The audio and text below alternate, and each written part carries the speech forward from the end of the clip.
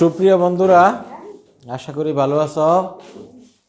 আজ তোমাদের সাথে চমৎকার একটি সহজ বিষয় নিয়ে আলোচনা করব। সেটা হচ্ছে use of do and does in oral English, in spoken English.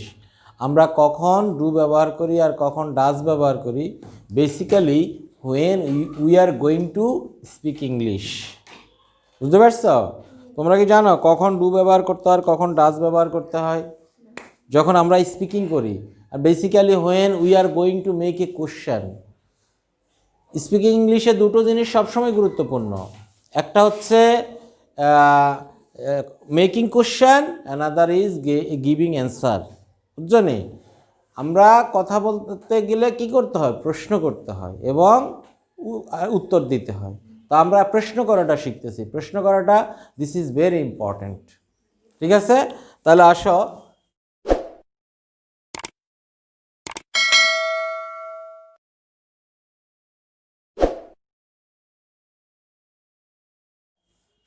let's do the operation spoken English.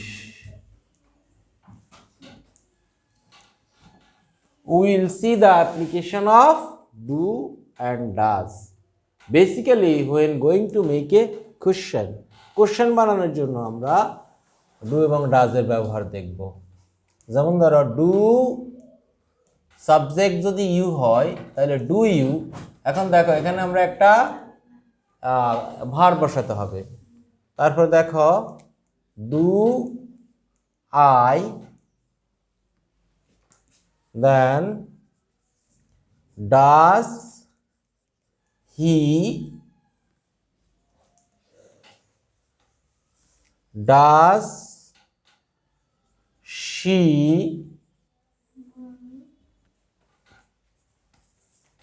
does the girl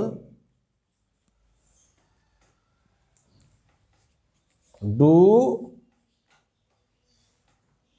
the boys? Very simple and easy and very useful. দেখো আমরা এই যে সাবজেক্টের সাথে এখানে do you, do I, does he, does she, does the girl, do the boys, এটা কীভাবে apply করলাম? অ্যাপ্লাই করছি এইভাবে যে ডু এর পরে আই এবং ইউ হলে, সাবজেক্টটা যদি ইউ হয় অথবা আই হয় তাহলে আমরা ডু ব্যবহার করব প্রেজেন্ট টেন্সে। আর যদি সাবজেক্টটা অন্য কোনো সিঙ্গুলার, যেটাকে আমরা থার্ড পারসন সিঙ্গুলার নাম্বার বলি, হি, শি অথবা যে কোনো একজন বুঝালে এগুলির সাথে হবে ডাজ। আবার যদি প্লুরাল নাম্বার হয়, সাবজেক্টটা প্লুরাল নাম্বার, যে দ্য বয়েজ, তাহলে হবে ডু। এখন দেখো তাহলে কোশ্চেন প্যাটার্ন কী হবে? Do you, do you, do I, do you, do I, does he, does she, does he, does the girl, do the boys. এগুলি আমাদেরকে মুখস্থ করে ফেলতে হবে যাতে আমরা চাইলেই আমাদের মুখে চলে আসে। এখন এটা হচ্ছে কোশ্চেন প্যাটার্ন। এর সাথে একটা ভার্ব প্রয়োজন হবে, আর অবশ্যই ভার্বটা সবসময় বেস ফর্ম হবে।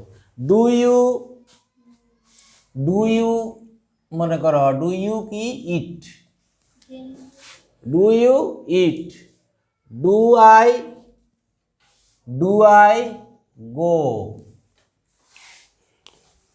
তারপর দেখো does he speak, does she sing, does the girl watch TV, do the boys play football? তাহলে খেয়াল করো, খুবই চমৎকার সহজ একটা বিষয়। আমরা চাইলে এগুলি আমাদের স্পোকেন ইংলিশে, ওরাল ইংলিশে, in our day to day life, everyday everywhere we can use. তাহলে আমরা ডু এবং ডাজ দিয়ে কীভাবে কোশ্চেন বানাতে হয় সেই জিনিসটা খেয়াল করলাম। এবং এগুলির এখন অর্থ বাংলাটা কি হচ্ছে? ডু ইউ ইট, তুমি কি খাও? ডু ইউ ইট, তুমি কি খাও? ডু ইউ গো, তুমি কি যাও? ডু ইউ রাইট, তুমি কি লেখো? ডু ইউ স্পিক, তুমি কি কথা বলো, ঠিক আছে। এরপর ডু আই গো, আমি কি যাই। ডু আই রিড, আমি কি পড়ি। ডু আই টক, আমি কি কথা বলি। ডু আই স্পিক, আমি কি কথা বলি। ডাজ হি স্পিক, সে কি কথা বলে।